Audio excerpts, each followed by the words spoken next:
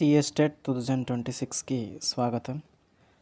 So మనకి 13th నాడు ఈ నోటిఫికేషన్ అయితే రావడం జరిగింది.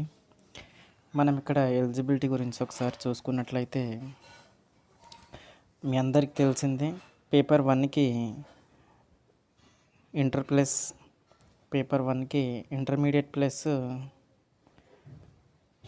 డిఈడి ఉండాలి.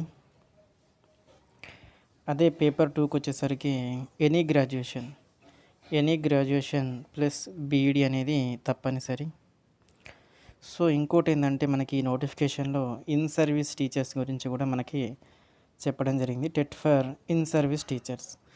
సో ఇక్కడ పేర్కొనడం జరిగింది, ఇన్ సర్వీస్ టీచర్స్ ఎవరైతే ప్రభుత్వ ఉపాధ్యాయులై ఉండి 2012 కంటే ముందు ఉపాధ్యాయ వృత్తిలోకి నోటిఫికేషన్ ద్వారా వచ్చినటువంటి ఉపాధ్యాయులు కూడా తప్పనిసరిగా టెట్ క్వాలిఫై కావాలి అని ప్రభుత్వ నిబంధన అనేది మనకి రావడం జరిగింది.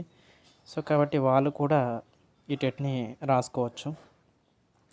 సో అయితే అప్లికేషన్కి లాస్ట్ డేట్ వచ్చేసి మనకి 30 ఏప్రిల్ 2026 వరకు ఉంది. మనకి 15 నుంచి అప్లికేషన్స్ స్టార్ట్ అవ్వడం జరిగింది.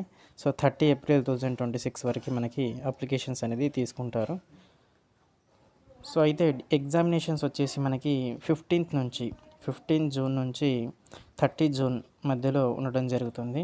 సో మార్నింగ్ షిఫ్ట్ వచ్చేసి 9 AM టు 11:30 AM. అది ఆఫ్టర్నూన్ సెషన్ వచ్చేసి 2 AM టు 4:30 ఉంటుంది. 2.5 hours, అంటే 150 minutes, 150 questions. సో ఇది బేసిక్ ఇన్ఫర్మేషన్. ఇక్కడ మనం టెట్ ఎవరు పాస్ అవుతారు అంటే టెట్ రాసాక రిజల్ట్లో 60%, అంటే ఈ జనరల్ కేటగిరీ అంటే ఓసీ లేదా ఈడబ్ల్యూఎస్ అభ్యర్థులు 60%, అంటే 90 మార్క్స్ ఆర్ అబవ్ వచ్చినటువంటి క్యాండిడేట్స్ ఎవరైతే ఉన్నారో వాళ్ళు క్వాలిఫై అయినట్టు లేదా పాస్ అయినట్టు. అదే బీసీ విద్యార్థులు తీసుకుంటే 50%, అంటే 75 ఆర్ అబవ్ తెచ్చుకున్నట్లయితే వాళ్ళు పాస్గా కన్సిడర్ చేస్తారు. అదే ఎస్సీ ఎస్టీ ఆర్ డిజేబుల్డ్ ఉన్నటువంటి అభ్యర్థులు 40% ఆర్ అబవ్ తెచ్చుకున్నట్లయితే వాళ్ళు క్వాలిఫైగా పరిగణించడం జరుగుతుంది. అంటే 60 మార్క్స్ ఆర్ అబవ్ ఉంటే వాళ్ళు క్వాలిఫై అయినట్టు. టెట్ అనేది కేవలం ఒక క్వాలిఫైయింగ్ ఎగ్జామ్ మాత్రమే. ఇది క్వాలిఫైయింగ్ ఎగ్జామ్తో పాటు మనకి డిఎస్సిలో అనేది 20% వెయిటేజ్ అనేది ఇవ్వడం జరుగుతుంది. సో ఇన్ కేస్ మనకు డిఎస్సిలో 80% తీసుకుంటారు ఓవరాల్ మార్క్స్, దానికి 20% వెయిటేజ్ అనేది టెట్ మార్క్స్ని కలపడం జరుగుతుంది. ఇంతకుముందు మనం చెప్పుకున్నటువంటి విషయాలు మళ్ళీ ఇక్కడ ఇవ్వడం జరిగింది. అదేంటంటే నోటిఫికేషన్ డేటు 13th నాడు రావడం జరిగింది. అప్లికేషన్స్ అనేది మనకి 15 నుంచి 30 వరకు తీసుకుంటారు.